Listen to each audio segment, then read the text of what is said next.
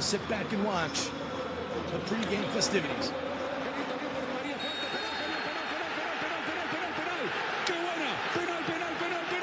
Va Messi contra Loris y la Leo.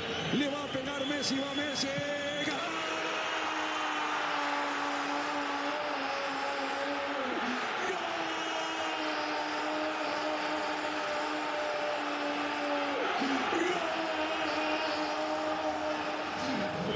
Tira larga, recupera Nahuel Molina rápido para Alexis, rápido para Messi, viene Leo, toca rápido para Julián, y va Argentina, rapidísimo para Alexis, puede ser el Angelito, viene Alexis, se olvidó, va para Angelito.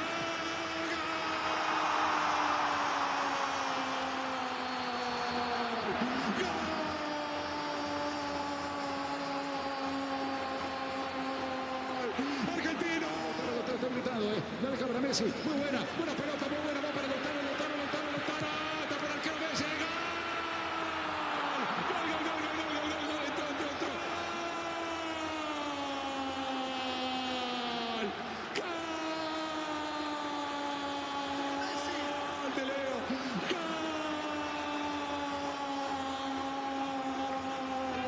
se envió largo, ¿qué pasó? Con la manita para el arquero, tapa el Dibu, una pelota sensacional, tapó el Dibu, Martínez era gol. Bueno, señoras y señores, hay penales, habrá penales para ver quién es el campeón del mundo. Le va a pegar Leo, Messi contra Loris, va Leo, Messi, gol argentino, lo viejo nomás, lo espera hasta el final, 1-1 hasta la serie, vamos. Va contra el Dibu. Va Coman, tapa el arquero, tapa el Dibu, tranquilo, tapa el Dibu, tranquilo, vamos Paulo, Dybala, gol, Argentina, Paulo viejo nomás, Argentina 2, Francia 1, va Paredes, gol, un pasito más, Argentina 3-1, señoras y señores, ya Francia, si convierte Gonzalo, Argentina será campeón del mundo, va Montiel,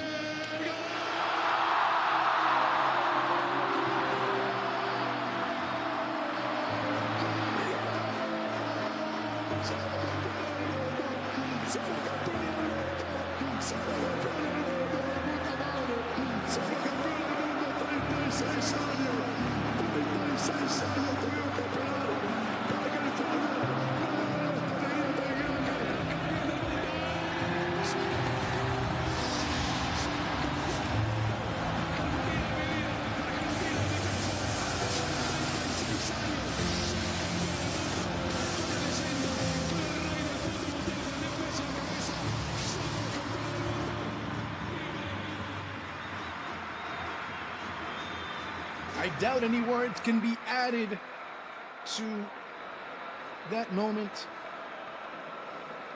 Many lived and died several lives that night at Lusail and Beater. It was great to see that, and for the players, of course, many still on the bench waiting for their opportunity. We'll see how that ends up playing out. Yeah, just how many times have the players and all those in the stands watched those highlights? Still makes the hairs to stick up on your arm there, watching that highlights from what was an extraordinary World Cup final.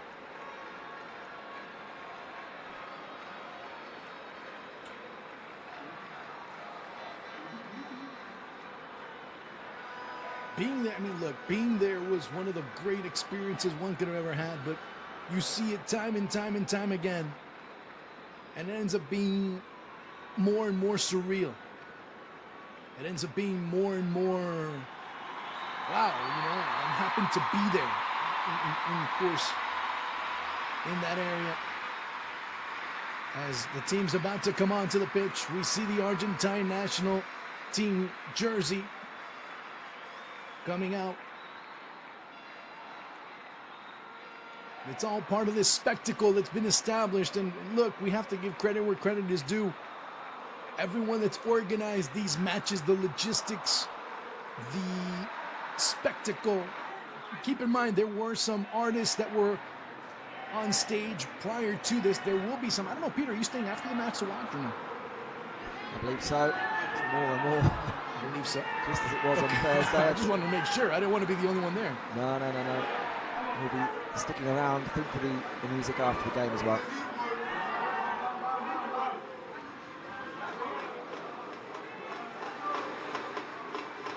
As, of course, it's not only time to look at what this team's going to be able to do, but also you're going to see them coming out with some T-shirts supporting the 2030 World Cup bid. And there's also a reason for it. There's a lot of little nuances to all of this. The Madre de Ciudades is one of the stadiums that Argentina wants to have the World Cup in 2030 played. Of course, it's Argentina, Chile, Uruguay, and Paraguay. And as of right now, it's them, Saudi Arabia, and, of course, the bid that was made, it's kind of unprecedented, between Spain, Portugal, and Morocco. It would be two confederations, basically, with that special bid over in Europe/Africa. As we will stop for a second for the singing of the two national anthems, and of course, you see that right there as the bid is full underway for South America. I'm going to step aside for the national anthems.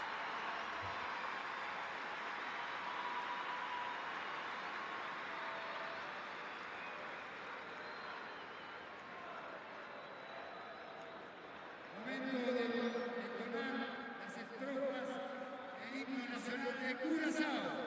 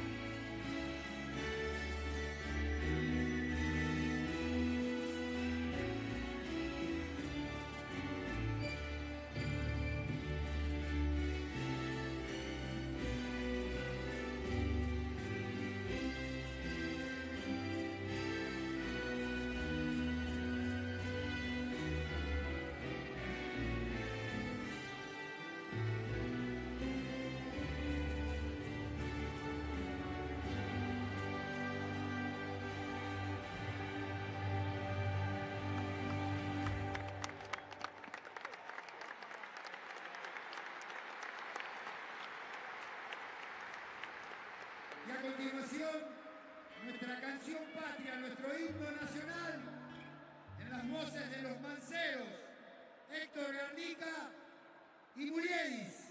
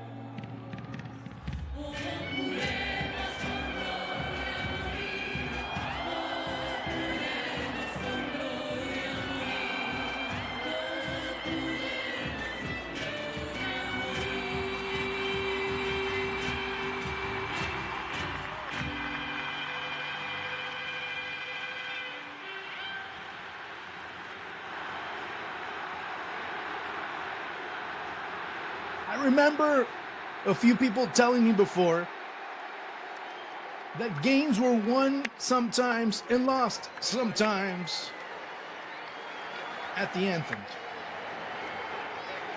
I don't know if it will make a difference in this particular case, but when you have that type of effusive manner, the way some players were overcome, well, it lends you to kind of believe that. Peter, how is Argentina? How is Curacao lining up today? Let's start with whichever team you want first. Argentina make 5 changes from that side that won against Panama. Dibu Martinez in goal. The back 4 of Montiel, Pesela and Acuna, the 2 that come in. Otamendi keeps his place. The midfield 3, Fernandez, McAllister keep their places but are joined by Giovanni Lo Celso. And then in attack, Lautaro Martinez and Nico Gonzalez come into the starting lineup to go alongside Lionel Messi. Curacao with Eloy Rom, Julian Gari, Cuco Martina, Rashid Van Eijman, and then of course Cyril Flores, Vernon Anita, Brantley Cuvas, Leandro Bacuna, Kenny Corre, and of course up top it'll be Rangelo Yanga and Juninho Bacuna. The starting 11 for Remco Vicentini. So much, it's kind of funny because I'm talking about Leandro Bacuna, of course, in the starting lineup today. Leandro Bacuna was being interviewed a few days ago, actually yesterday to be more precise, by an Argentine journalist, and he goes into his Instagram profile and puts on and goes and sees a post that he says, "My GOAT," and of course it's Leo Messi. On the day that Argentina wins the World Cup, since then that post itself ended up gaining new life in Argentina as it became viral basically throughout all of Argentina after it was seen on television. Of course, we see the referees. It'll be a Uruguayan crew. Gustavo Tejera will be leading the way. Will be accompanied by Carlos Barreiro and Richard Trinidad. Cristian Ferreira will be the 4th referee. So we're almost ready to go here in Santiago del Estero, Peter. Now, one thing to say, okay, yeah, it's all celebration. It's all taking in and being in an instance where you can have communion with your fans, but it's also a position where you start to also profile yourself for the upcoming qualifiers as well. So we're just seeing the Curacao lineup there on the screen now. As we already went through, Ruben Gol, Gary, Martina, Panaima, Florines, Anita, and 2 Bacunas making the midfield, and the front 3 of Cuas, Kanga and Corre.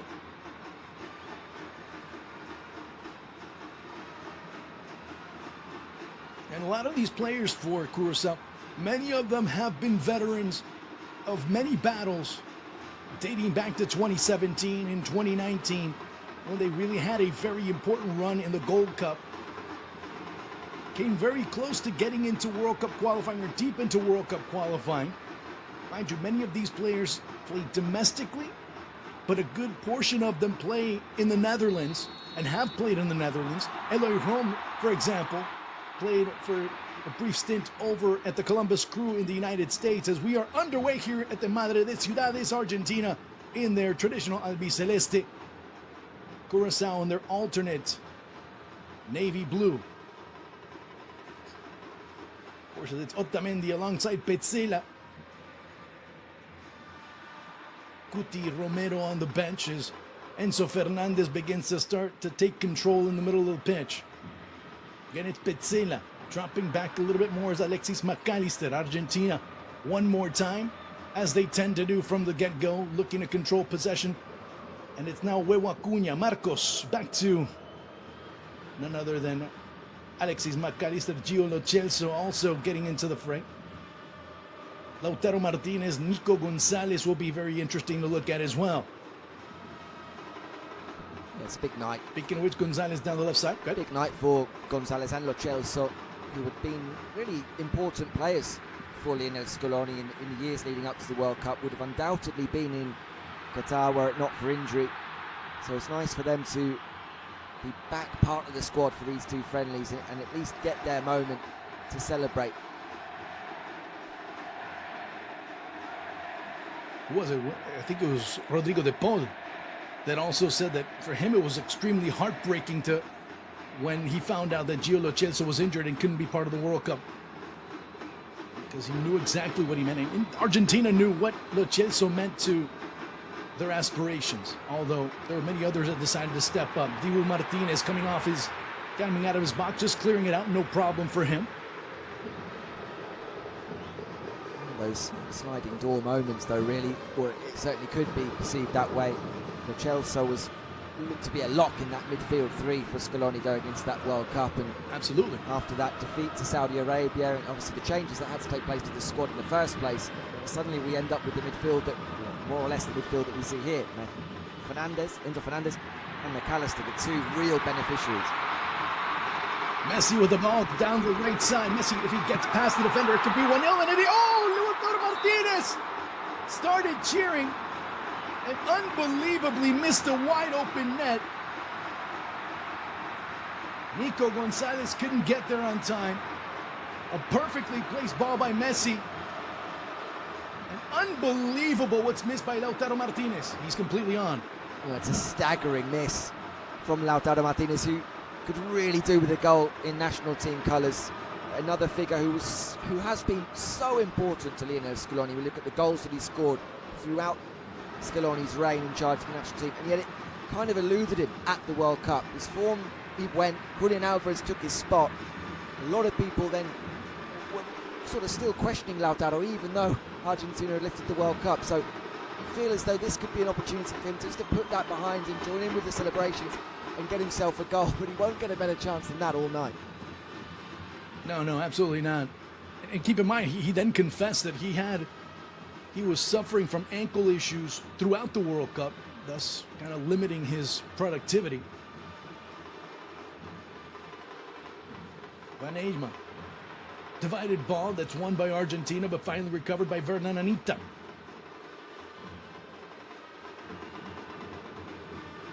Anita once more controlling in the middle of the pitch. Going to Cuco Martina. Uringari. It's Curacao looking to try and maintain and, I guess, proverbially defend with the ball at their feet. The ball that's taken away, and Argentina pressuring on Curacao's side of the pitch. Martina deciding to go back to the veteran Eloy Rom. Of course, he blasted out of bounds amidst the pressure that was being exerted upon him. And Argentina will get it right back. This time it'll be Marcos Acuña. Nicolás Otamendi. Back to Petzela. Opening up down the far side is Gonzalo Montiel. Dropping back Enzo Fernandez. Messi up top. Lautaro Martinez also waiting. Of course, now you see everybody gravitating a little bit more towards the Argentina number 10. Lo Celso. Petzela back to Otamendi. Argentina just circulating the ball around, trying to find the space where they can attack. Back to Huevo. Otamendi. Dropping back a little bit more is Lo Celso. Same thing with Gonzalo Montiel as the play goes in that direction. Petzela. Enzo.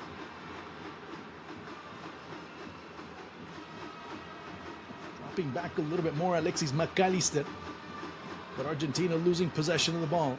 Keep in mind, this is a completely different side with a completely different style of play, Curacao, compared to what they're facing against Panama. The level of competition ratchets up a little bit more. And you say, well, it's a team that hasn't won in an important stretch of time. But yes, this is Curacao's first team compared to Panama's second/third. Yeah, and we even saw against Panama's B team on Thursday, when they just sat back in numbers, as they did, Argentina had a tough time breaking through.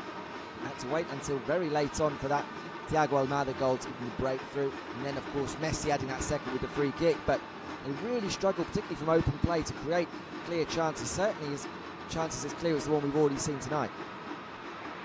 Swooping in to take that ball away. Otamendi.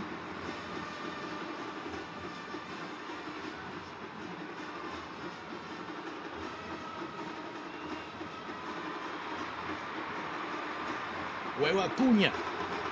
Does have Nico Gonzalez tracking down that near side. Enzo Fernandez. Lo Celso as well as McAllister in the middle. Decides to go over the direction of Montiel. Dropping back Messi. Having the first time it back. Messi. Enzo Fernandez. As we're still kind of gathering ourselves here at the Madre de Ciudades.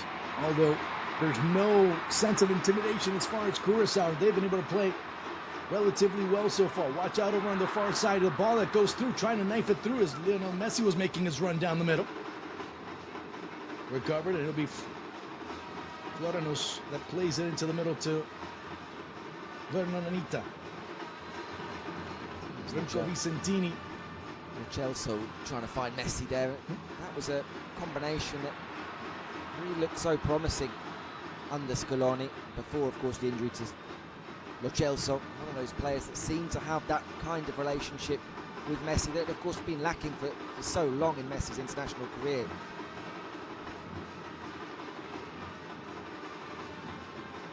Seven minutes in, and we've already had I don't know, what can I call it, a whiff. I guess I'll make just a whiff, a miss of epic proportions by Lautaro Martinez. Now trying to dig in a little bit more. Almost getting there was Leandro Bacuna. Curacao now pressing in the middle with Vernonanita. First timing it in, coming in rather aggressively was Petzela, laying it off. It's Brandy Kawas. Yurian Gatti. Gatti once more. The referee lets play continue. Cuco Martina, the veteran. Of course, today ends up being his 60th cap with Curacao. We'll have to go all the way back because Brandy Kawas was still on the ground. Of course, he takes the worst end of that. Will Acuna ends up right there, flipping his heel. Rather painful if you would consider it. I think Kouas would have rather the free kick in that situation and a chance to get it into the box rather than just keep possession and having to go all the way back in the end to the goalkeeper. But even in these opening 8 minutes, where Argentina dominated possession, and when they're in possession, Curacao are happy for them to have it until they get into the Curacao half. What we saw there when they are on the ball, the visitors, is a lot more ambition than we saw from Panama and a lot more players committing to the attack.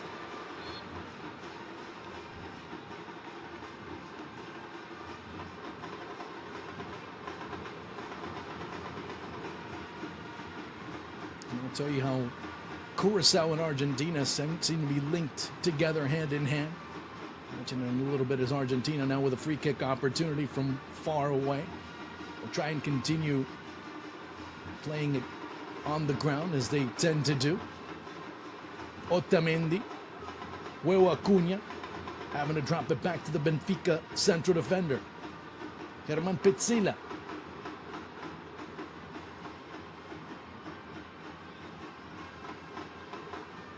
Enzo Fernandez dropping back. McAllister. Messi. Good pass to Nico Gonzalez, laying it out for Leo Messi. Hello, room. Able to parry that ball wide. After it was deflected, it'll be the first corner kick of the match. It'll favor the Albiceleste. Argentina suddenly just inject a bit of pace into that spell of possession. Messi with a little give and go from Nico Gonzalez. The shot takes deflection. It's comfortable enough for room, but he makes absolutely certain two big hands to push it behind for a corner.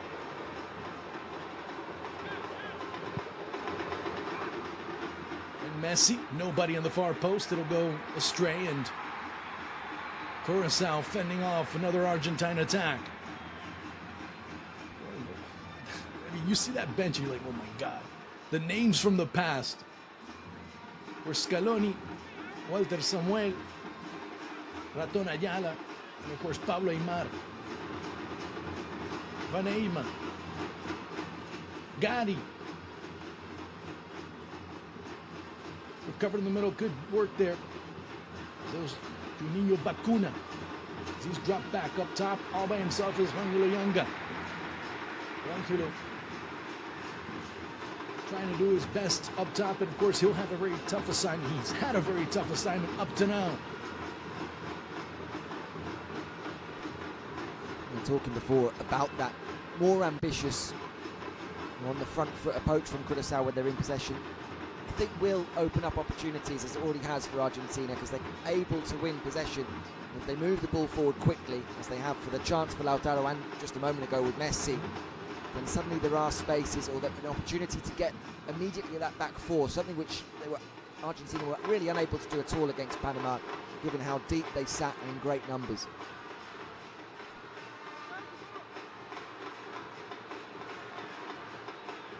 Otamendi, Acuña.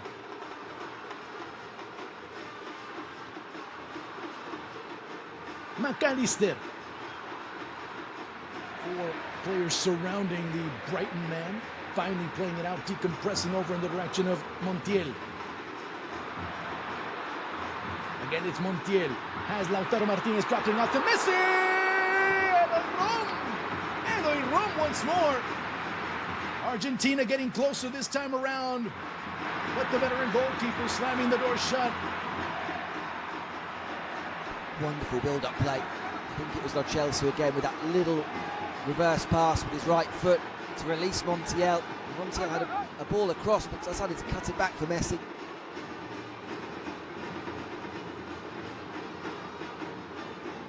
Messi. Right off there by Lo Celso. Watch out with Enzo Fernandez finding Messi a little bit too far. But there's one defect. He's not that tall, so you have to be pinpoint perfect. I thought actually Enzo Fernandez was going to take a crack at it from that distance. This is that chance before. Brilliantly worked into that space. And again, Messi finding a pocket of space on the edge of the box that he was unable to for a lot of the periods against Panama. And once again, room equal to that effort. And that shot missing wide.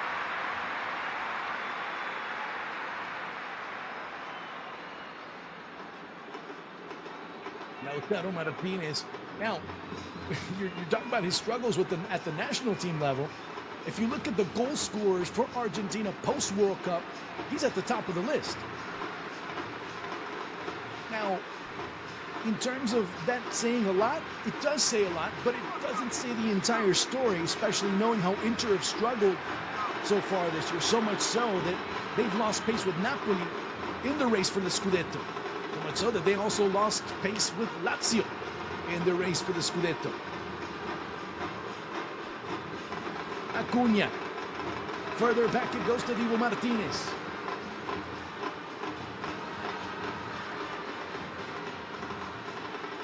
Enzo Fernandez. Petzela.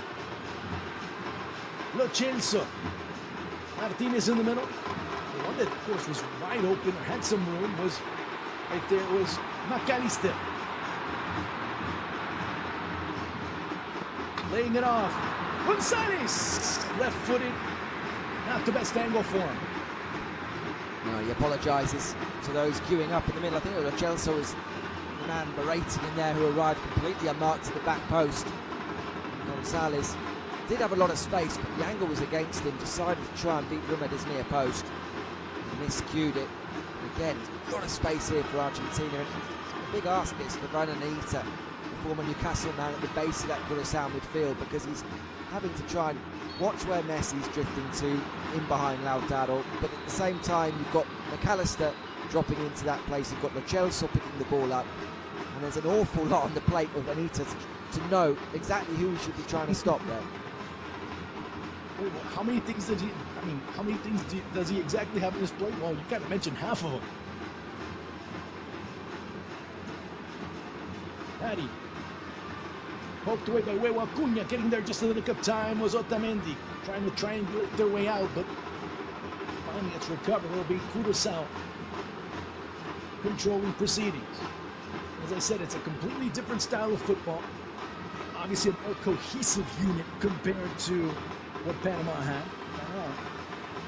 Trying to grab players here and there and everywhere to be able to field the side. Of course, their top side was participating in the CONCACAF Nations League.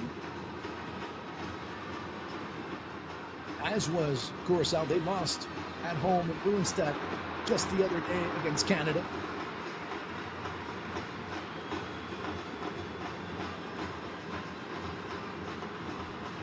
A risk taken there by Martino. It was busy berating some teammates for not giving him a passing option there. Didn't expect the ball back from room before heading it back to his keeper. Rome plays it out, dropping it back and doing a good job of it, Curacao, as of right now. Ferranis.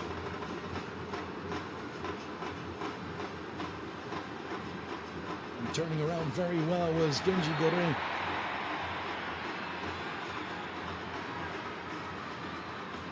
Couldn't maintain that ball in the field of play, but and that ends up being a different story, as you see many that are a part of Argentina's bench. Very much that next generation that we talked about before kickoff there as well. Yes, sir. The expectations for the likes of Facundo Buonanotte.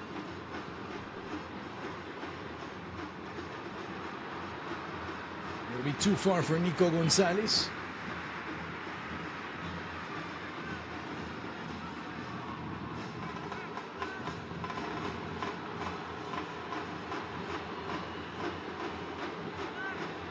But so far,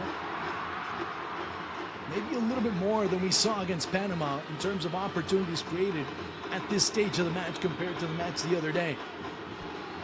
Yeah, absolutely. Argentina will feel they should certainly be in front here. And that's not to say that Curacao are not a better team. I think they look more adept than that Panama side, but that in turn does leave them a little bit more open. And at the moment, through 18 minutes, Argentina have been able to find those spaces at the back. There's another one earning his 30th cap. Curaçao's right back. Gurinkari. He plays in the Dutch league. He plays in the Eredivisie over at Valvik. So it's a team where maybe some of the players aren't celebrity household names at the international level, but yet they have been playing competitive football. As Gonzalo Montiel on the ground, and he's complaining.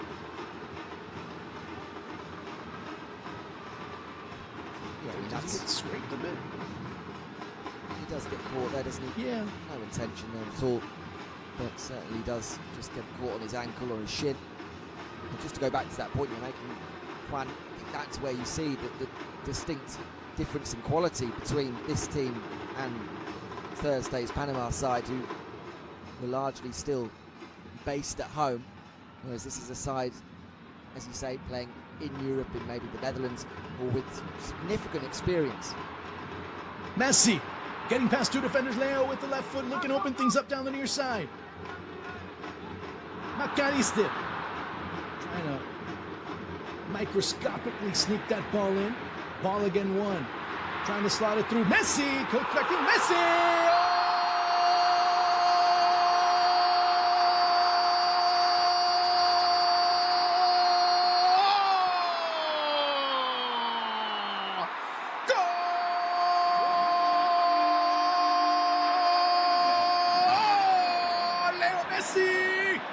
That's 100 for him at the national team level.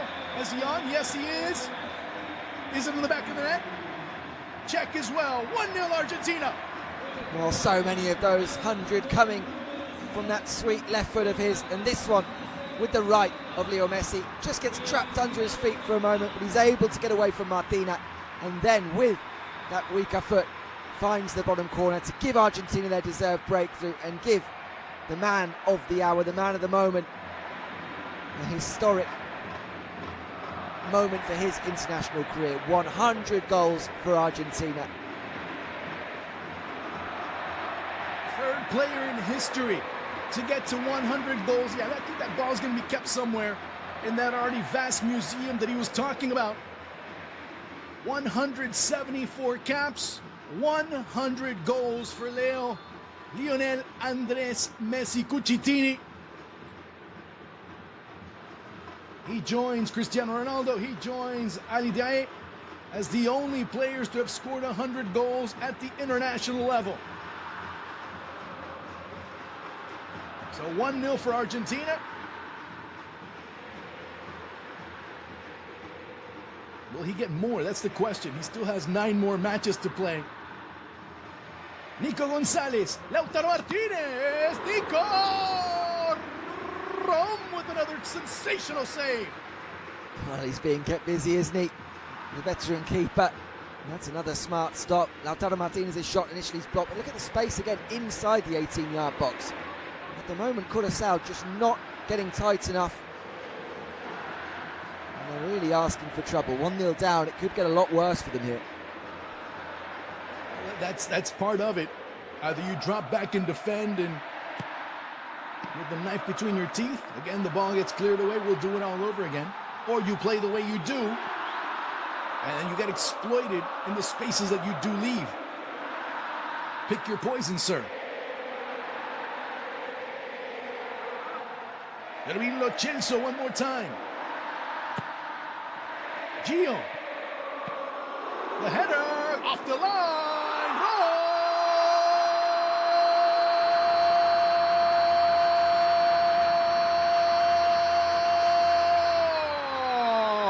Goal!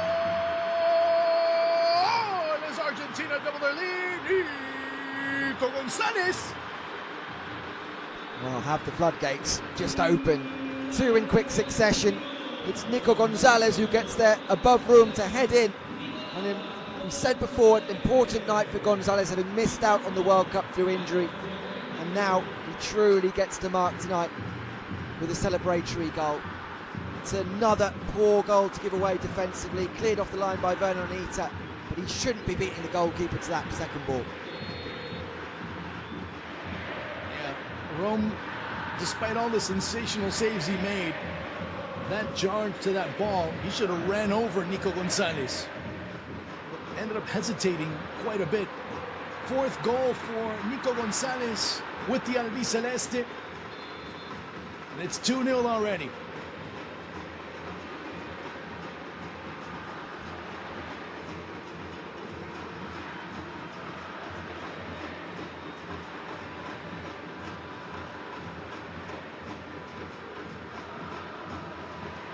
Like we said before, Peter, either you drop back and hold on. That ball ends up being served inside. Looking to drop it down was Younger. The shot from way outside. That was Vernon Anita. Actually, check that. That was Juninho Bacuna who decided to take that ball from far away. Now, keep in mind, I'm not saying that they will, that one of the qualifying, or one of the qualifiers for Copa America next year, from the CONCACAF side at least, will be how teams do in the Nations League. So we obviously the usual suspects in CONCACAF, the US and Mexico.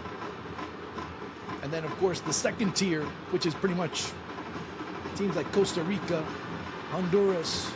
You could probably add Panama into that list as well. El Salvador.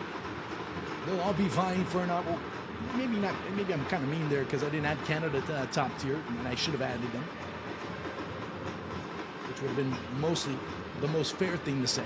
But then, of course, those 3 teams and then everybody else, seeing who is going to come in as well. Maybe the possibility of a Haiti, maybe a possibility of a Jamaica.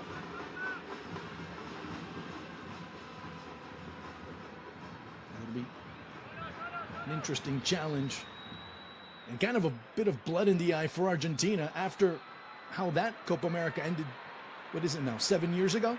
Almost 7 years ago. Argentina just knocking the ball around in their own half of the pitch, being able to play it to Enzo Fernandez. Now Messi clearing it out. Nico Gonzalez all alone. Huevo Acuña running beside him. Gonzalez. Otamendi. Back to Petzela. And now you start hearing the olés here and there and everywhere. Messi. Lautaro Martinez going in the direction. Also, the one that ends up taking up the spots for both Lautaro Martinez and Messi was McAllister. Now it's Gonzalez. Nico, it'll be another corner kick for Argentina. Gonzalez on this occasion staying out wide. Acuna there is the left back, looking to make so many of those forward runs and provide so much of the width. It does give a real license to Nico Gonzalez to tuck inside, get a little bit closer to Lautaro Martinez and provide a secondary goal threat through the middle for Argentina.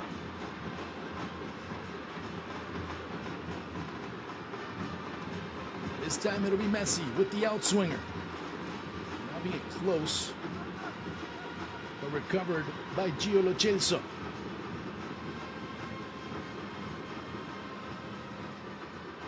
As we continue to progress in this first half, Argentina with a 2-0 lead. Alongside Peter Coates, I'm Juan Arango. It's a pleasure to be with you here in this FIFA International Friendly. Otamendi. Lo Celso as he plays it to Huevo Acuna.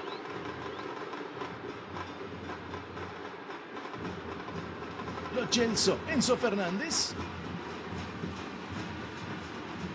Advancing a little bit more is Germán Petzela.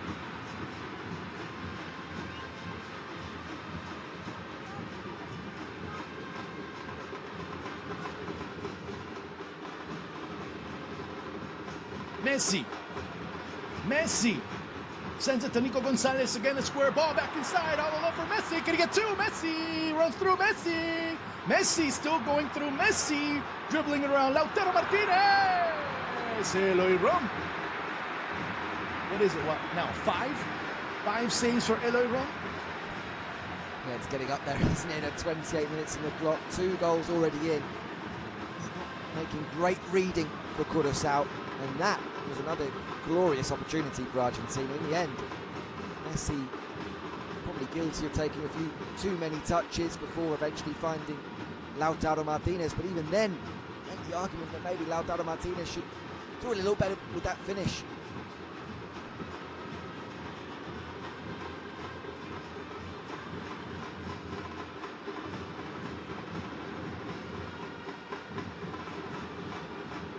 Curacao, after the first goal, was kind of a shot to the chin. The second one was a shot to the liver. They have not been able to recover their previous form. Messi. Lautaro Martinez lays it off for Leo. Leo again, if he finds another space, it could be 3. It could be his second in his own personal account if he was able to get through, but that was not the case. Acuna. Huevo Acuna, even better.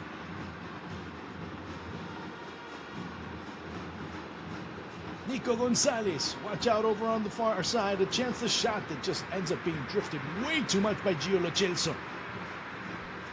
It's been a really good start though from Gio Lo Celso. He's making up for lost time in this opening half an hour. That passage of play right there speaks volumes of how open Curacao are. Just about to give praise to Juninho Bacuna for getting back there and helping out the side, dispossessing Messi as he broke through. But as they played the ball forward and lost it immediately, there was no one left in the midfield. Anita, both Bacunas were out of position, and in the space of one pass, Argentina were 4v4.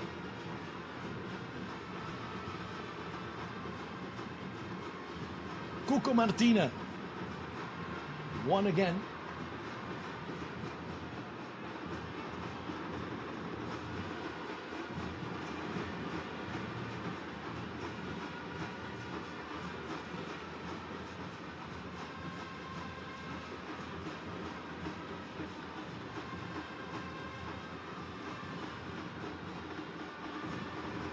Enzo. Petzela. Gonzalo Montiel. Messi was already making his run towards the opposing goal. Kenji Gorre.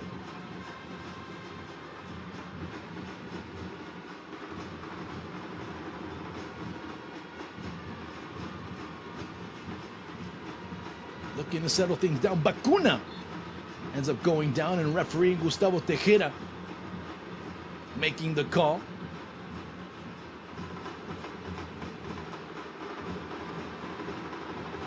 Cuco Martina. There's controlling proceedings, a former Everton man. Ball a little bit too far for Juninho Bacuna. And Divo Martinez, who's been basically ball boy / spectator up to now.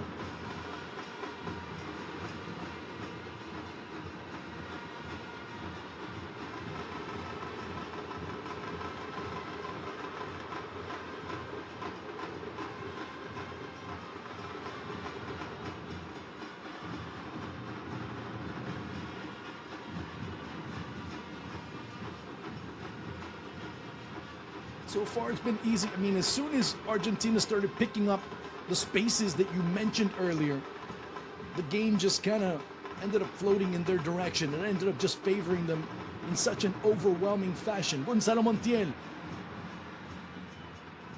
laying it up for Leo Messi. Again, cutting back towards the middle. Messi has that ball poked away.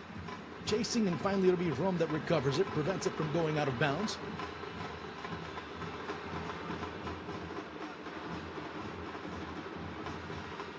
Won by Alexis McAllister. Gonzalez, back to McAllister, who lays it off to Enzo Fernandez. McAllister. Gonzalez, with Acuna making a run down the near side. Nico. Messi.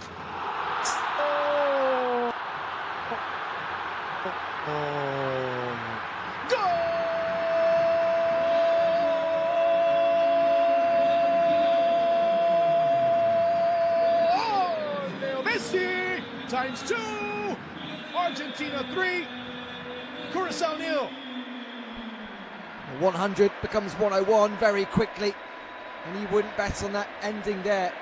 Lionel Messi, this time on his left foot, again afforded way too much space as Nico Gonzalez drives forward. No one tight enough there, and Messi, a couple of touches, and still no challenge as he gets that shot off. This time, Eloy Room can do absolutely nothing but just watch that go inside that far corner. All too easy for Argentina, 3-0. 800 became 801, and 801 became 802. Well, this perhaps not the biggest of tests, and we may well see Messi add to that tally, but something to say for his form for Argentina over the last year or so. Only one game, that game against Poland in the World Cup, he didn't manage to score in. Something like the last 12 or 13 games, other than that one, he has managed to score. 4 coming into tonight. Scored 18. Nico Gonzalez, watch out with his 12. through ball. Sorry, Messi looking for the hat trick. Leo has to step back. Enzo Fernandez, golazo!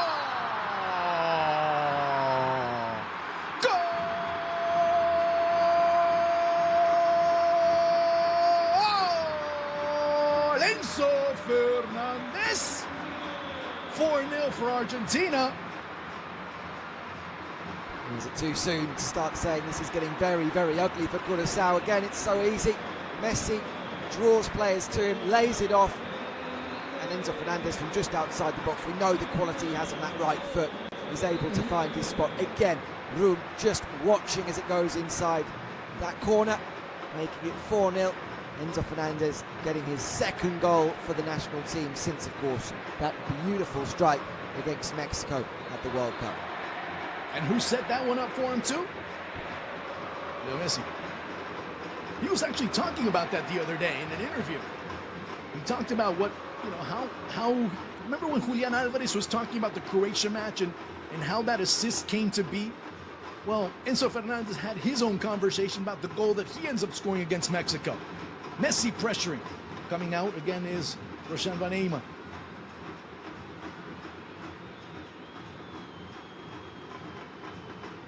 He was saying, Leo told me, come here, play. And as soon as he got the ball, he had a man be one-on-one. He decides to hook towards the middle, had the space, and of course ends up being Memo Ochoa for the second goal that ends up basically freezing, killing off that match against Mexico. Dibu got in just a little bit too late, but no harm done. It'll be a corner kick for Curacao.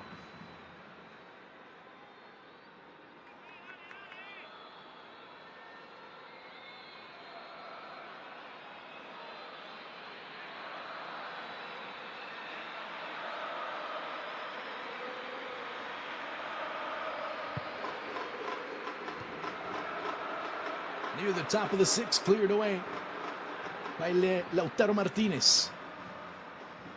Messi waiting for that ball to come to him. Finally it goes through. Messi looking for a hat-trick. Leo, Messi, goal!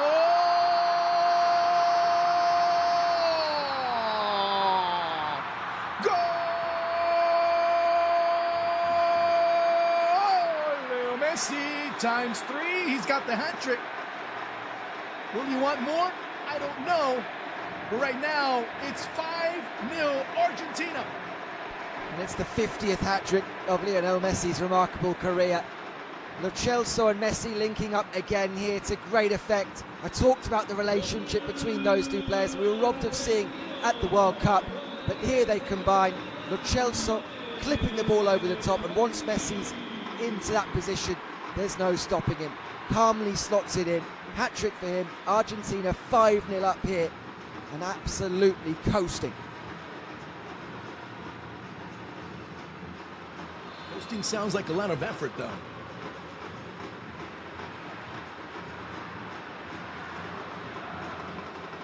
What is that, 102 goals for Messi with the national team now? 803rd goal now in his career.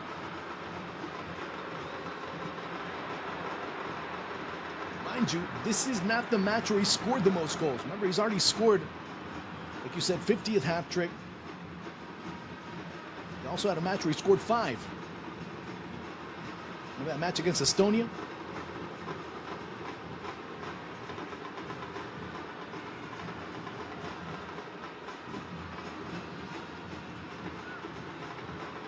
Loranus, that developed over at Manchester City.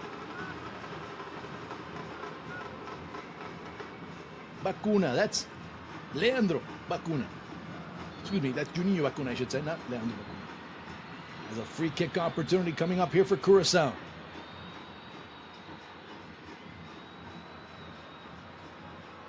Kenji Gorre and getting fouled.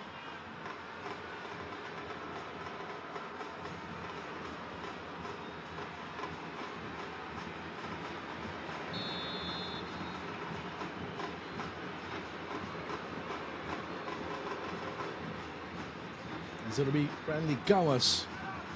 Cleared away by Huehuacuña. Not much that was being done there by Juninho Bacuna. Messi. I guess you can use that proverbial phrase with Curacao. One thing is them going forward, another thing is them going back. Because when they have to go on defense, boy, do they leave a lot of spaces to exploit. Cuco Martina. Basically switched over to being a right back. He's switched now with Yurin Hari. Now, from a career standpoint, Cuco Martina did start as a fullback. So he's going back to his previous position. Nico Gonzalez. Enzo Fernandez, one of the 3 goal scorers for Argentina tonight.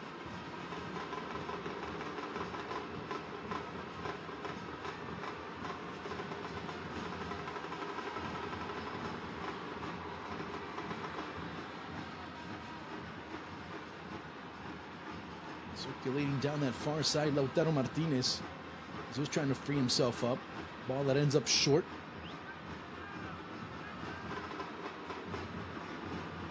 Insa.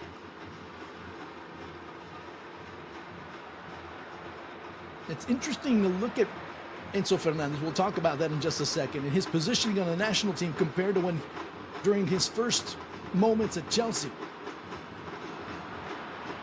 McAllister. Alexis. Lautaro Martinez looking for his goal. Lautaro. It'll be a corner for Argentina.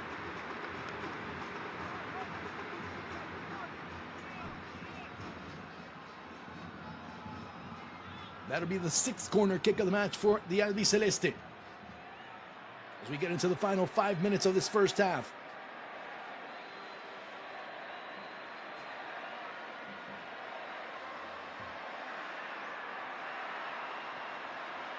You start looking at who you can sub for the second half, especially if you're Argentina. Maybe get a look at Franco Armani. Maybe get a look at Jeronimo Rulli, Lisandro Martinez, Nico Tagliafico, Juan Foyt, Cuti Romero, Ezequiel Palacios, De Paul, Guido Rodríguez, Leandro Paredes, Ángel Correa, Ángel Di María, Julián Álvarez, Gio Simeone. I'd like to see him get some minutes. Player that also was so close to getting into that World Cup side, but it was going to be very difficult for him to surpass Lautaro Martinez and Julián Álvarez. And finally, Paulo Dybala would be another player that would be interesting to get some minutes as well.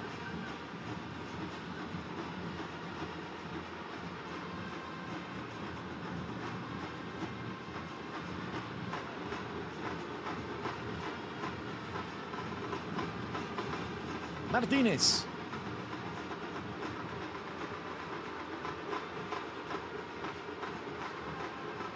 Messi all alone down the near side. Argentina continuing to circulate the ball here and there and everywhere. Over on that side, Enzo Fernandez, Lautaro Martinez digging in, looking for some open space. McAllister gets it blocked. McAllister, does he end up winning it? Finally cleared away there by Cuco Martina. Bacuna. Of course, he's not able to do everything by himself. And Peter, you were the one that was also talking about what Leandro Bacuna had to do, all the responsibilities and so much that he had on his plate. That ankle. Well, I think that's been the position that's stemmed a lot of the problems for Curacao. We talk a lot about how good Argentina's midfield have been pre-World Cup, certainly during the World Cup with the changes. They've carried that here, but one of the things they do really well is how fluid they are in their positions. No one really stays still, no one sits. Enzo Fernandez is the guy deepest in this midfield three here today, but I think you were just alluding to it a few moments ago in terms of where we see Enzo Fernandez positionally as a midfielder, someone who can really do everything in that central midfield. The higher up the pitch you put him, the more dangerous he becomes. And then when you factor in McAllister and Lo Celso, the same can almost be said of those two as well. They can go deep, they can sit there, they can pick the ball up off the centre-backs, but they can also break those lines, get forward onto the edge of the opposition box and start pulling the strings.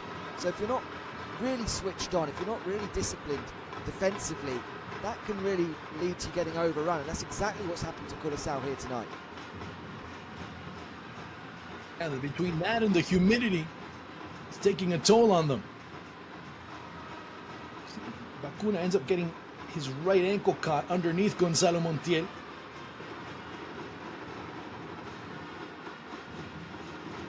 And you know what? The point that you just mentioned about Enzo Fernandez, that's something that Graham Potter ended up figuring out recently. And ever since he made that change, you saw a more effective and more dangerous Enzo Fernandez at Chelsea compared to his first few times where it wasn't that he was ineffective. It was just that he ended up being much more dangerous in front of the opposing goal. As that would be the end of this first half, as per Gustavo Tejera. An exhibition, a festival, and of course a goal-scoring spree that has been put on display by Argentina and Leo Messi. And of course you see some of the Curacao players now beginning to woo Messi, saying, hey, by the way, could I get your jersey? Could I do this? Could I do that? Keep in mind, Curacao had already requested over 28 Leo Messi jerseys coming into Argentina. But what they're getting instead are 3 goals by the PSG man. Well, it's halftime here. Peter, what's your analysis of what we've seen so far? I mean, there's very little to look at other than the usual that we've talked about Argentina time and time again. Well, I mean, the worrying thing for Curacao is 5, but it could probably be double that when you look at the number of chances. And they got off to just the worst possible start, didn't they? They got a huge let-off within a couple of minutes with Lautaro Martinez with an absolutely staggering miss that has been forgotten given the fact that we've seen 5 goals. But it set the tone, didn't it? Because a couple of minutes in, They were cut wide open, spaces left, right and centre for Argentina to exploit, and they simply didn't learn from that. Half-time. As the second half begins here in the Madre de Ciudades, Argentina with a 5-0 lead.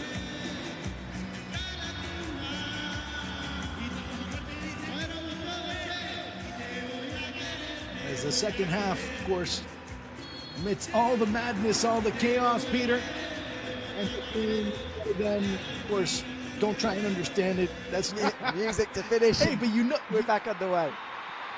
Yeah, exactly. They just kept going, but it's okay. Actually, you know what? Kind of a different little vibe that you have, especially with the music in the background. The referee, Gustavo Tejera's like, okay, what do I do? He says, well, you know what? Forget it. I'm going to stick by the book and start the second half, which he did. Argentina up 5-0, and you can, like I said, don't try and understand it. That's just the way things are. As of right now, no substitutions. Nothing being confirmed as of yet for either side, as a matter of fact. As Curacao and Argentina come out with the same 22 that went into halftime just moments ago. Recovering that ball, Gonzalo Montiel. McAllister. Alexis. Gonzalez, as he gets bumped off the ball, but continues with the play. It goes to McAllister. Ooh, Peter, I don't know. Who's going to take that ball? That's a big question, isn't it? Well, we saw Panama make the mistake of giving Lionel Messi almost a record amount of opportunities from free kicks. Hit the woodwork twice, one of those leading to the opening goal before he eventually found the net himself directly from this kind of position. And for the first time tonight, having already bagged a hat-trick, Messi gets another shot. The chance to get yet another opportunity for a fourth goal in the match. Looking for the poker here, Leo Messi. I was being rhetorical with that question, as a matter of fact, just in case you had a doubt.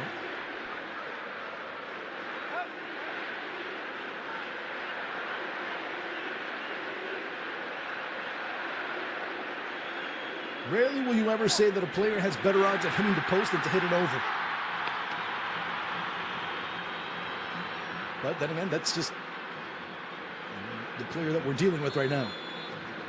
It'll be Messi, looking for his fourth goal. Messi! Oh, I guess I did end up jinxing him. Over the crossbar this time. Rare off-target effort from Lionel Messi. Perhaps just a shade too close to the edge. Couldn't keep that one down, and we're already going to see some changes, and it's going to be one of the fan favourites, Juan Rodrigo de Paul. It'll be Rodrigo de Paul coming on. Most likely for Gio Lo Celso. Also, well, there's 3 substitutions coming on. We'll give you those others in just a moment. Messi gets the ball from Montiel. Continuing McAllister. McAllister with some room, leaving it for Nico Gonzalez. And Montiel ever so close to getting his goal. Yeah, in the end, Gonzalez opting to lift that cross, I think, makes it all the more difficult for anyone to get a touch there. We'll see that triple change coming up in just a moment, but Rodrigo de Paul, we see there pictured, one of those to come in. Even against Panama, De Paul was the man bossing that midfield, dominating possession, finding the passes, and now we're going to see at least the lion's share of this second half once again as he comes in to replace Alexis McAllister in that midfield 3. We talked about Enzo Fernandez. We talked about De Paul. We didn't talk about McAllister because McAllister also was very key when levels of play ended up going down. Ezequiel Palacios and Juan Foyt also coming on. So Enzo Fernandez comes off. And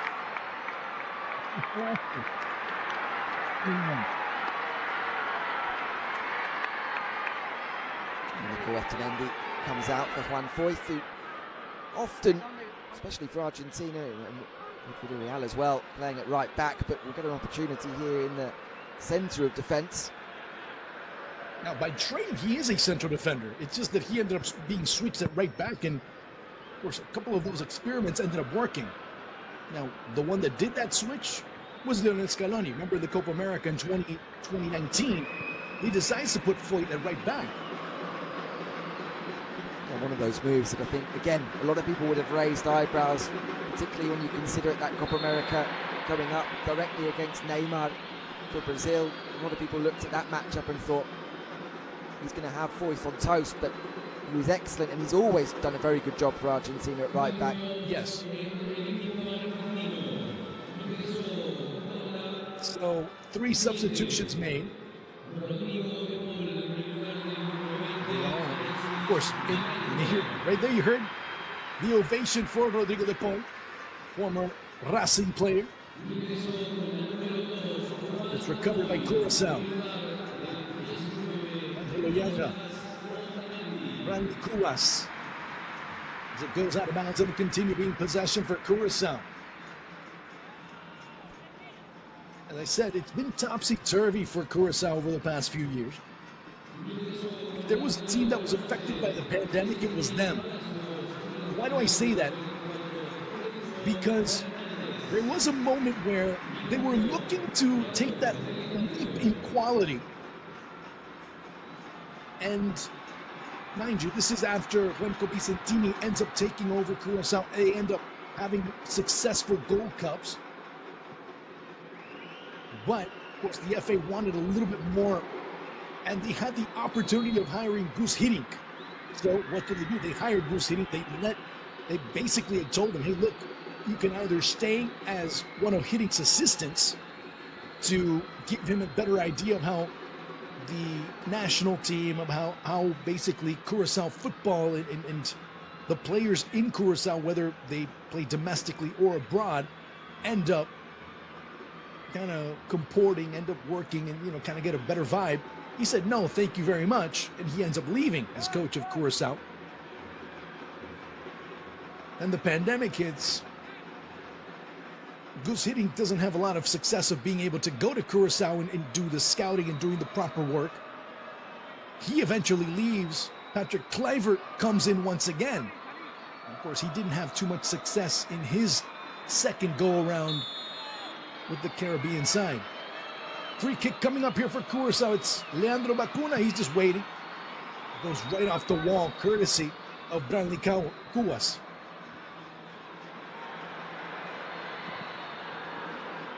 Eloy Rum.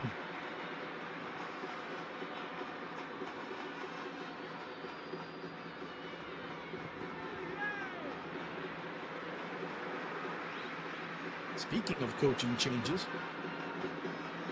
interesting to hear that Ibarra is out at Boca. Messi. I'll just leave that one bouncing there for you to kind of hit with the outside of your right foot, Peter. Yeah, I don't think too much of a surprise within Argentine football to hear that news just before kickoff, given the struggles of Boca Juniors this season. It is, wait, there is one thing that's funny about it, because the person that confirmed it just a couple of days ago said it wasn't going to happen, which was Chicho Serna. He was being interviewed, what was it, on Saturday? Said, no, he's there. I think he's able to do it. Oh, nice nutmeg there. There's Lo Celso being able to get past 2 defenders. Lautaro Martinez, if he cuts inside, it could be 6. Lautaro! Wrong! Once again, slamming the door shut. And once again, absolutely brilliant from Lo Celso. Gets away from his man with a delicious nutmeg. And everyone's expecting him just to open up the play down that left-hand side, and he reverses it into the space for Lautaro Martinez. Messi.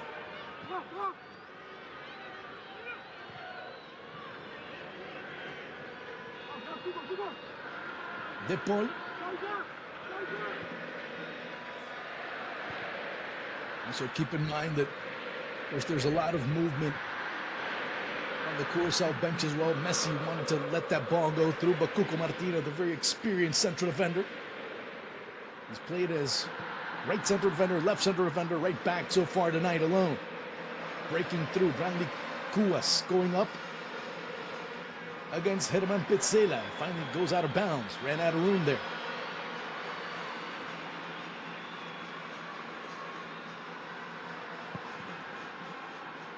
Dibu Martinez. Very tight bit of space. Brought down very well. Messi waiting for the ball. Also, Lo Celso getting into the area. Lautaro! And Rome once again. That's what, 7 saves for the Curacao goalkeeper. How many times has he denied Lautaro Martinez? This was the best moment for Lautaro. He was snatching a couple earlier tonight, but this time brilliant to keep the ball in play and then driving there forward towards the edge. Desperate for a goal, the Interman.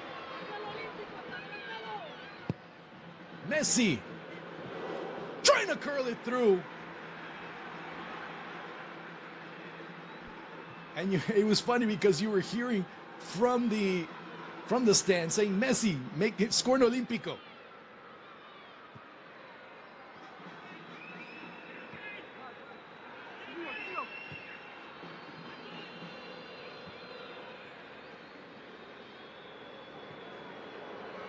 As of right now, Eloy Rome being credited with 5 saves, 11 total shots on target. Actually 6, I should say. Has 2 substitutions coming on for Curacao. Vichaino. See how this play develops. Vichaino Sitkovic getting ready to come on. Jeremy Antonis ends up also being one of the options coming off the bench for Remco Vicentini.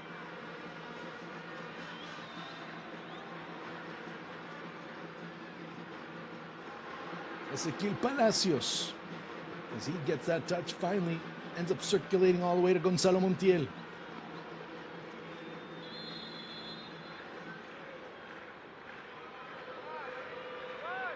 He was already complaining of the calf, now favoring his right arm. Come on. Will come off.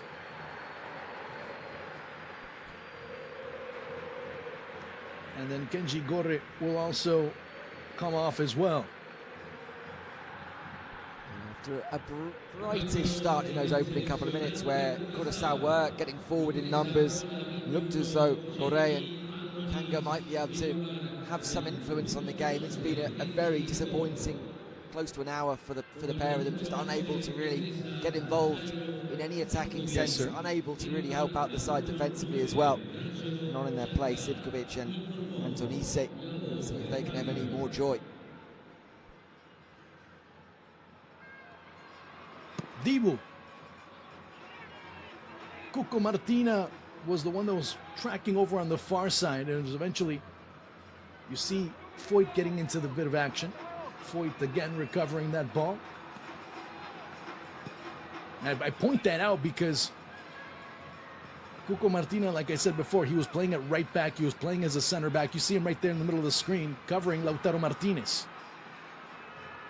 So he's been roaming all over the place over the past few minutes, just kind of nodding that ball, nudging it over towards Messi. Rome. Florinus. Again coming up short. Here's a chance for Messi. Does he get there first? No. It ends up being Roshan Vanima that slides in just in the nick of time. Florinus.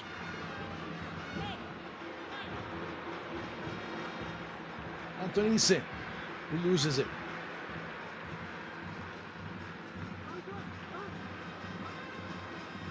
Ezequiel Palacios, Juan Foyt, Montiel, Palacios. Is there a foul? Yes, the referee finally takes a little bit of time, but he does call it there. In the end, it'll end up being a free kick. There's the man that was being honored amongst many that were. Chiqui Tapia, the president of the Argentine FA.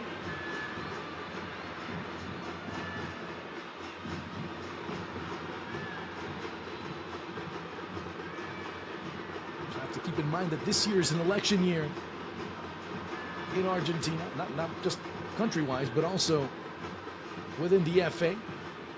odds are that Chiqui Tapia will be re-elected, especially with everything he's been able to do.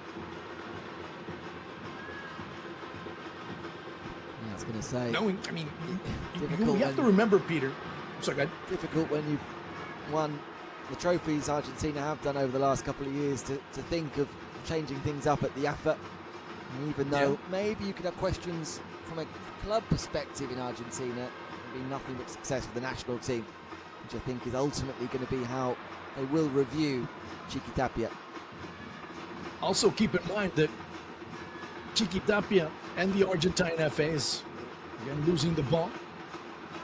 Trying to create a good opportunity here. It was Antonice who has to play that ball back into the middle. Antonice getting it on the return. Giving good circulation to Florianus. Chiqui Tapia also confirmed that there's a shot just way misdirected by Sherelle Florianus. That in the event that the Under-20 World Cup is not played in Indonesia, of course, all the issues that are going on there, does he end up coming on? I digress. If that Under-20 World Cup that's supposed to be played in a couple of months in Indonesia is not played, hey, Argentina, we can do it. Now, that ends up being a bit of a complication because many of the venues in which the Under-20 World Cup would be played would mean that the stadiums would have to be pretty much made unavailable for club teams, and you're playing in the middle of club season. And here's a very important free kick coming up. As Juninho Bacuna ends up going down just a couple of meters outside of the area. We'll see if Dibu Martinez ends up getting called into action. Well, he may well do. It's the best chance in the game for Curacao. Bacuna driving there onto the edge. Patsela with just a little bit of a reckless challenge. Sort of challenge maybe someone makes it 5-0 up. Both Bacunas behind the ball. Leandro took it first. Juninho now takes another takes it away from his brother.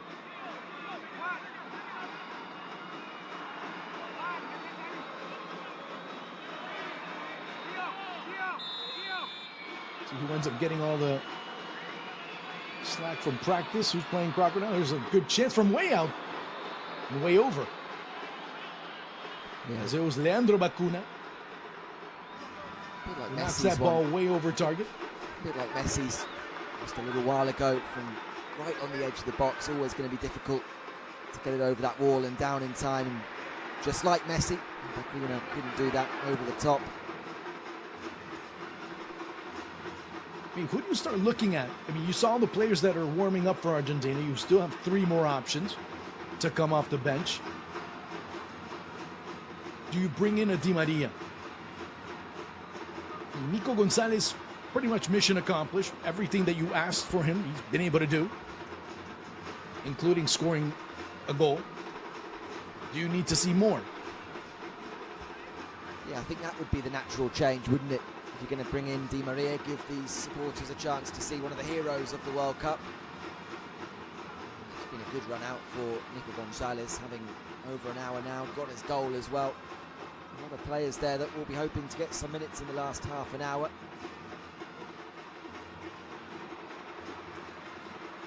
As we do progress through this match, quickly moving 63 minutes into this match, in Argentina cruising to a 5-0 advantage, if you want to call it that.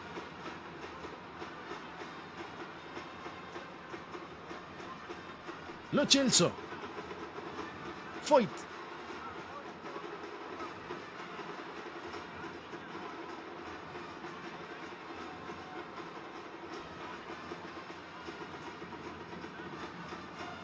Palacios. I'm just trying to give it movement, but now you start to see more pressure in the middle as a substitution coming on for Curacao as well.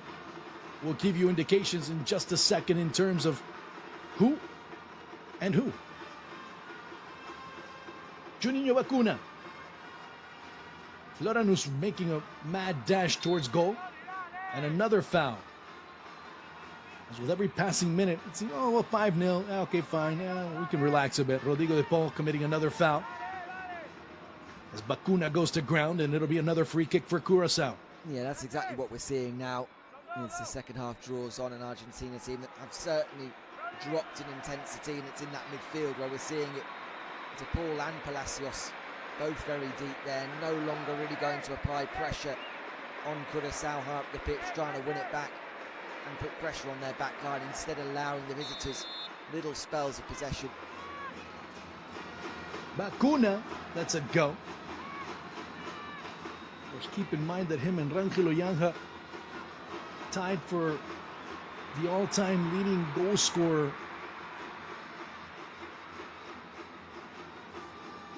Di Maria coming on. Di Maria will come on. He'll replace Gio Lo Celso. Lautaro Martinez will come off. He'll be replaced by Paulo Dybala.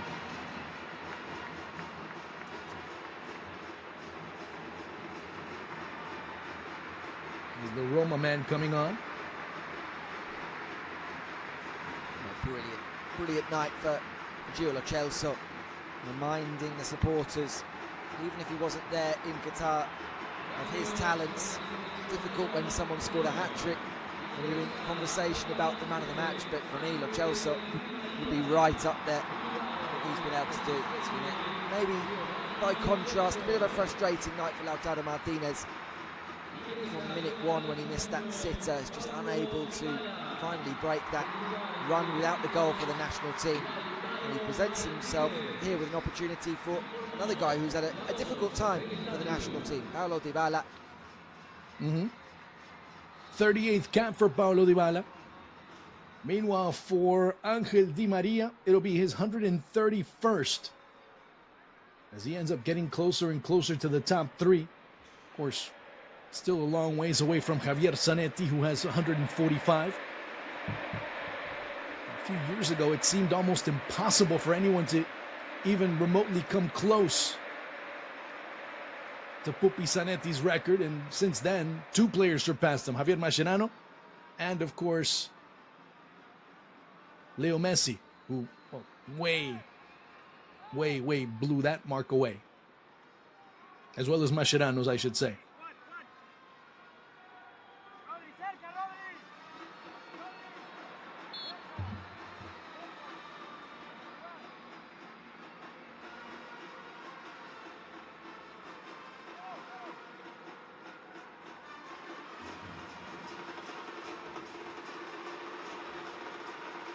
De Paul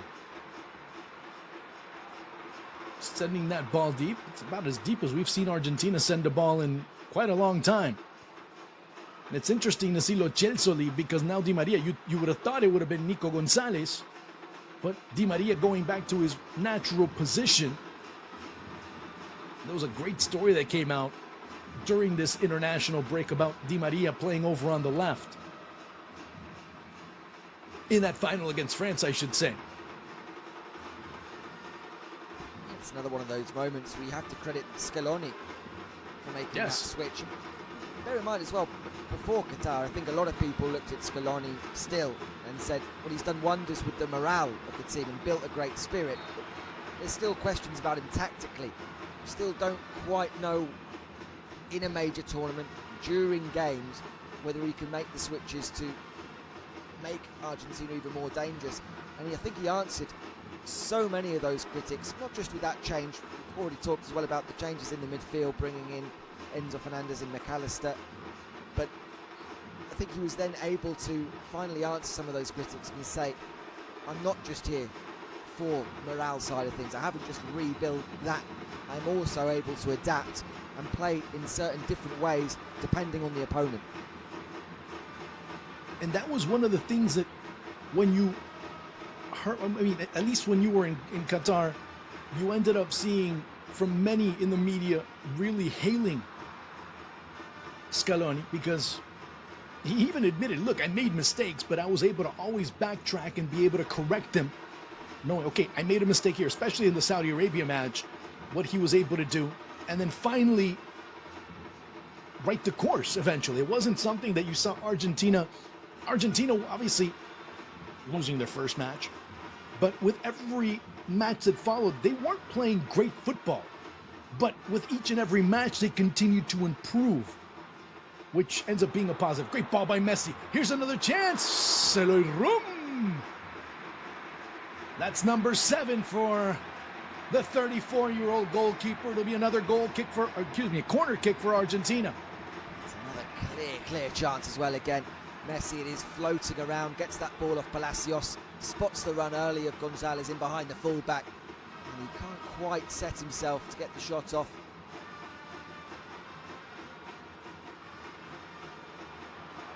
Huevo Acuña, Messi. Of course, when Di Maria's over on the right, Messi floats a little bit. Watch him floating over, trying to find that ball. The header! Wide. This time it was Nico Gonzalez, or excuse me, it was Dybala that was trying to strike that ball through. Dybala also floating now through the middle, which is it's always interesting when Dybala comes on, and often it is off the bench for Argentina to see which positions he takes up. Because so often early on in his Argentina career, and he spoke about it himself, the difficulty he had playing in the same team as Lionel Messi, of wanting to drift over onto this right-hand side and take up similar kind of positions. And in the end, I think it probably cost him. I think managers then looked at him and said, well, if you're not comfortable, then maybe there's no place.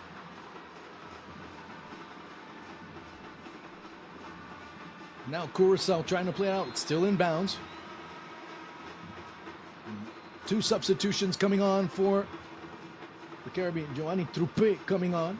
Sander Severina also making his appearance.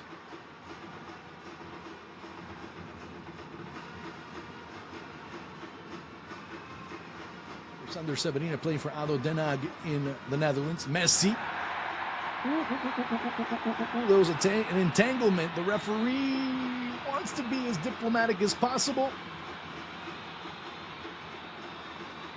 So it's 5-0, guys. Come on.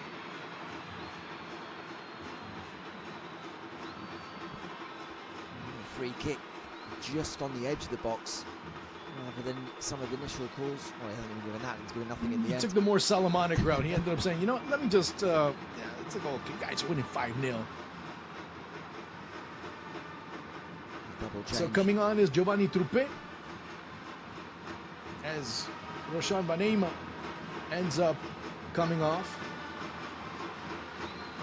And I said before, Sander Severina replacing Brandy Cuas.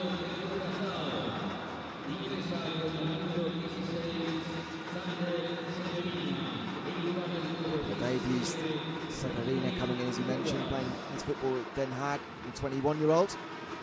Run out here.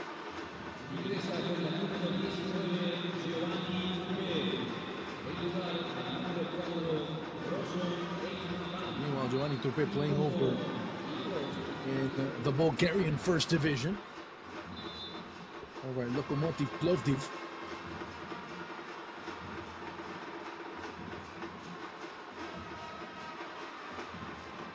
So 1 more sub for Argentina. 2 more for Curacao. Messi. Di Maria. Video. Pushing that ball through. Dybala wanting to force it.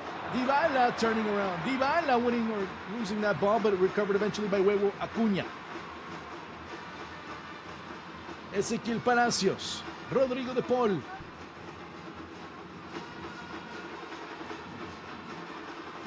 Argentina just casually knocking the ball around from one end to the other.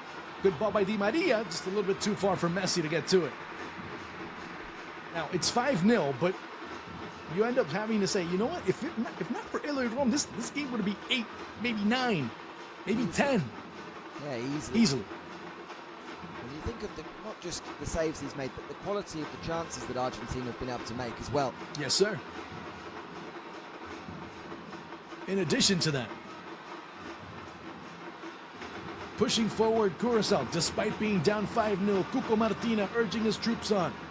Very poor pass by Floranus.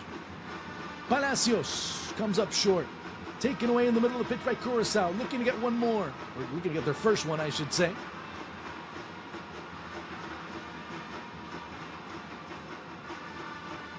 Los Trupe.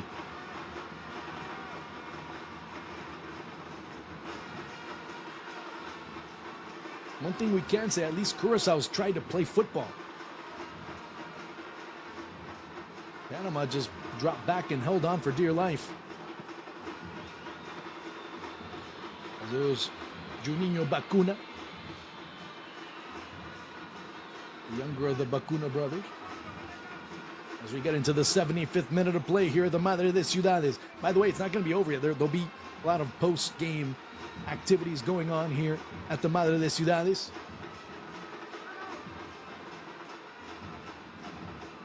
If I'm not mistaken, the delegation's going to fly back to Buenos Aires tonight. And of course, everyone will be cleared, and they'll end up going back to their respective teams as early as tomorrow morning. Oh, a big mistake there by Foyt, but recovered just in time. Montiel getting past two defenders, looking to get past the third. Alana's moving in the middle and completely all by himself.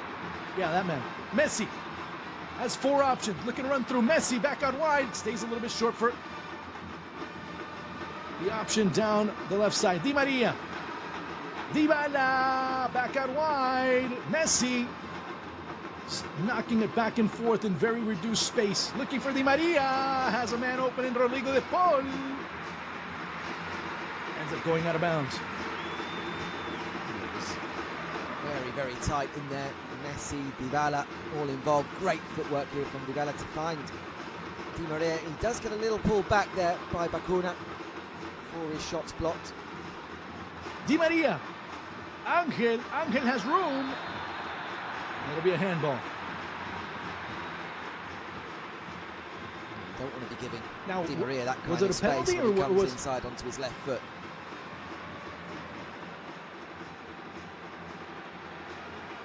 Was it a penalty inside of the area? That's what the referee's calling, or it looks like it. Let's see. Right there. The position of FIFA Matchday, I wasn't sure exactly. Now, it'll be Di Maria. Franco Armani is about to come on.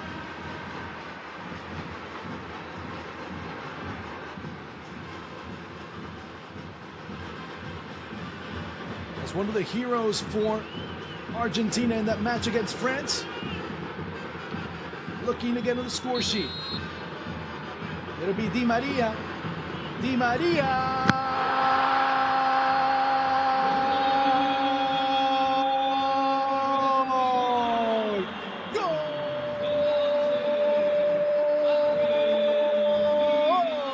Di Maria with his 29th goal for the Argentine national team, 6-0.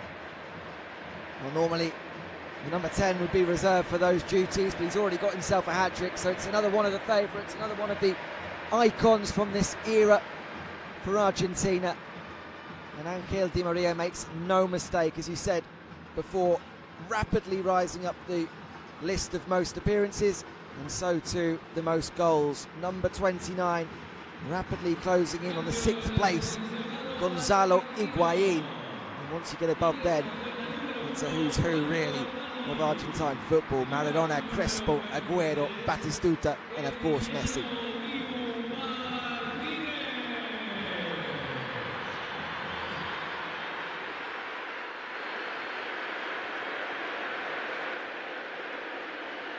And listen to that response for Dibu Martinez.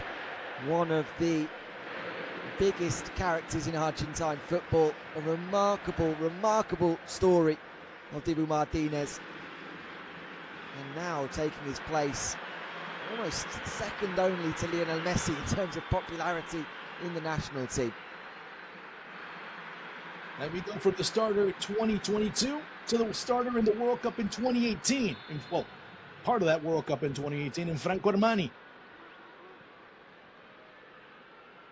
The lone player representing the Argentine LPF, is he still with River Plate?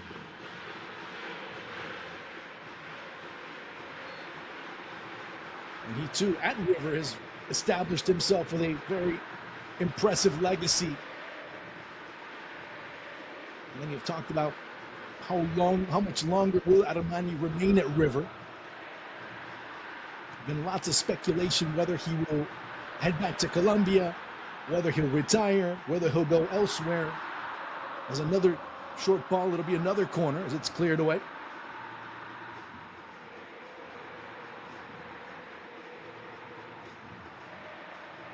Di Maria, it's cleared away. As now you start to hear the chants echoing throughout all four corners of the Madre de Ciudades here in Argentina.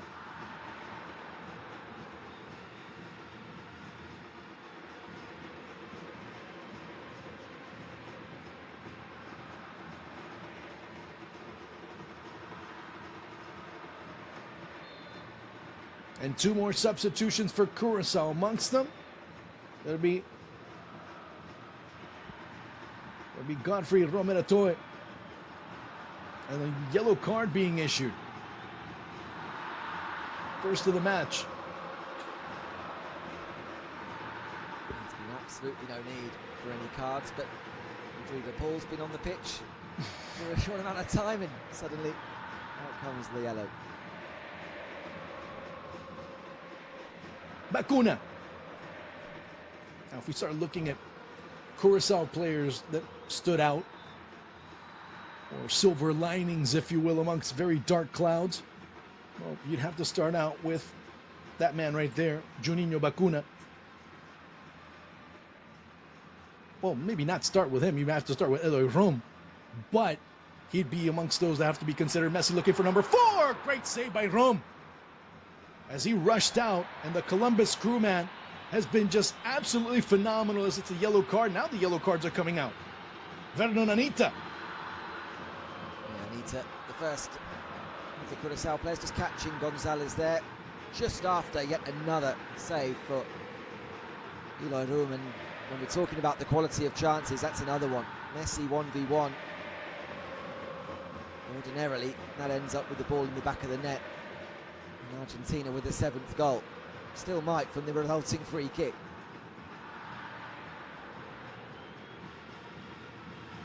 Oh, yeah, he's not out of the woods yet.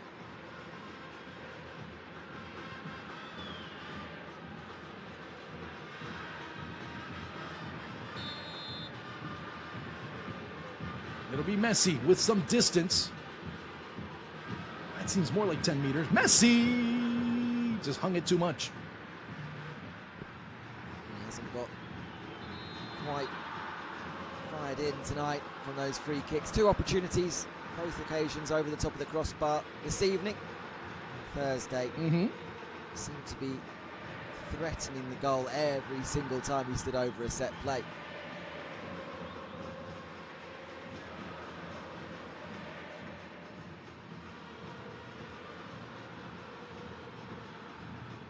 Coming off will be, of course, the aforementioned Vernon Anita. He will be replaced by Godfrey Romeratoy. Also coming on will be Kevin Felita. Final stages of the game. Curacao getting plenty to have a run out here.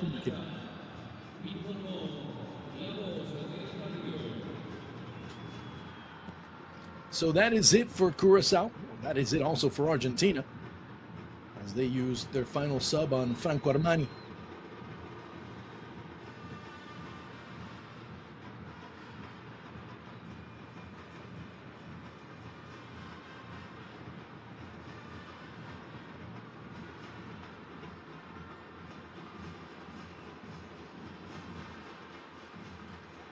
This would be just on the verge of one of Argentina's biggest blowouts in history.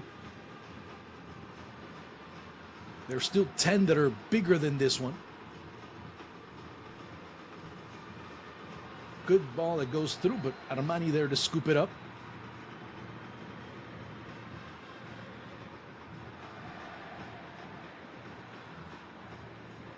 They get one more down to being amongst the top 10. Why do I say that? Because obviously this 6-0 would be, I guess, on par with a victory that that Argentina had against Colombia back in 1957. It was an 8-2 victory against Los Cafeteros back in the 1957 South American Championships, of course, later known as Copa America. Messi looking for number 4. Messi cutting back inside. Messi! Rom once more. It's an excellent stop again. This time not a clear-cut chance, but one that Messi creates for himself, just driving forward onto that left foot, and it's another excellent stop, getting down low, full stretch to put it behind for a corner. That's shot number 25 by Argentina. Rom has 9 saves. There's an offside being called. Yeah, the only blot really on the copybook of Rom tonight was probably that Nico Gonzalez goal, where he probably should have come and been a lot stronger for that ball in the air. Otherwise, can't really criticise him for the 6 goals conceded, but you can certainly credit him. No, absolutely not. Certainly credit him for keeping this down below double figures. Well, wait, maybe one. The one that Nico Gonzalez scored that he wasn't able to clear out. Yeah, that was the only one. Outside of that, everything else. I'm sorry? That was the one I mentioned, the only one. Yeah. Here's another chance to make it 7. Again, the ball goes through. Oh!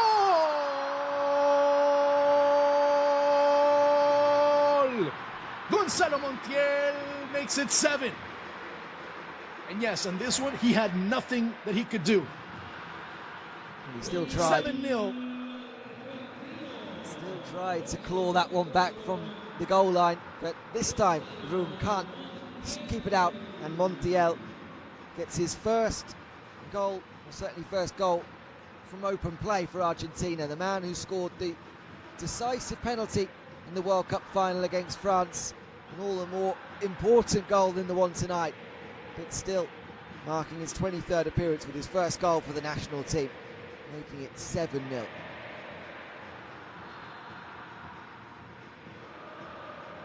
And now we can start talking about his story. Why? Because it's the first time since 2015 that Argentina have beaten a team by 7 goals. Now, of course, Curacao could score 1 here and everything will change. It was a 7-0 victory for Argentina against Hong Kong. De Paul, it'll be a corner.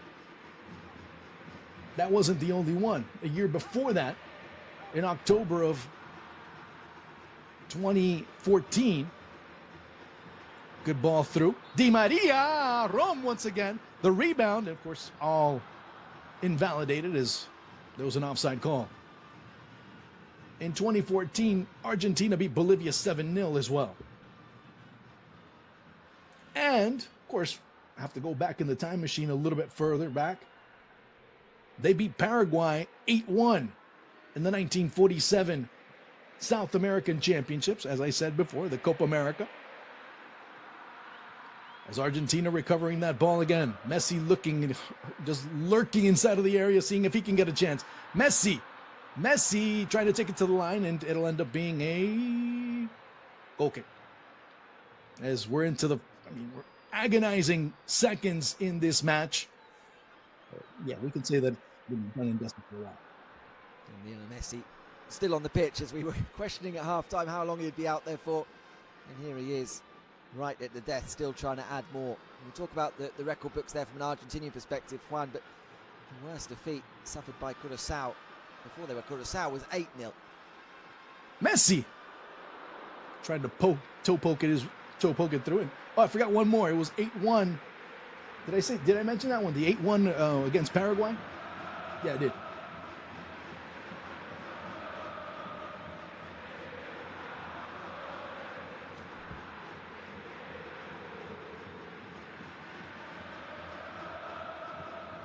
Don't go away, ladies and gentlemen. We'll have much more here from Santiago del Estero, as Argentina will come away with another victory.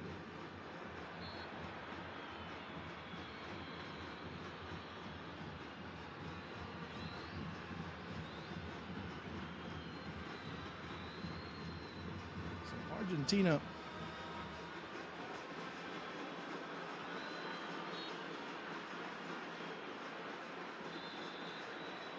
Argentina have won, or have only lost 1 out of their last 45 matches. Now, is that applicable in this context? Maybe not. But it just shows you that the team's mindset. You know, everyone was waiting. Well, you know what? Yeah, they had, what was it, 34, 35, almost equaling Italy's mark. They were waiting for the first sign of adversity to come through. It came through. And they still were able to overcome it. And how did they overcome it? Boy, in a big way. As far as Argentina's concerned, well, they'll have to wait until the month of June. Like I said before, there's rumors of them going to Asia on an Asian tour. There's been talk about Bangladesh. There's been talk about India. There's been talk about China. Whatever other areas you want to talk about is a good ball going through. This could be the chance, trying to heel flick it over. But, of course, to no avail. As Argentina have come away with a big win. Of course, big in terms of the communion with fans, big in terms of the score sheet, big in terms of history, and also knowing that this is pretty much where the celebration ends, and starting in June, that's where, let's see who Messi gives the perfect choice. Yes, sir. He's the one that deserves it. Absolutely. Yes, yes. Absolutely. There's no. Yeah. Man of the match. But yes, after this, Leo Scaloni and company know exactly what is going to start happening. Their focus is solely on World Cup qualifying en route to North America 2026. And the Scaloneta just keeps on rolling. Not the biggest test here tonight by any stretch of the imagination. It was more about the occasion, but all the same, Argentina just swept aside Curacao. 7-0 winners here. And the scoreline, which if anything flatters the visitors, that man who just came away with the Messi shirt.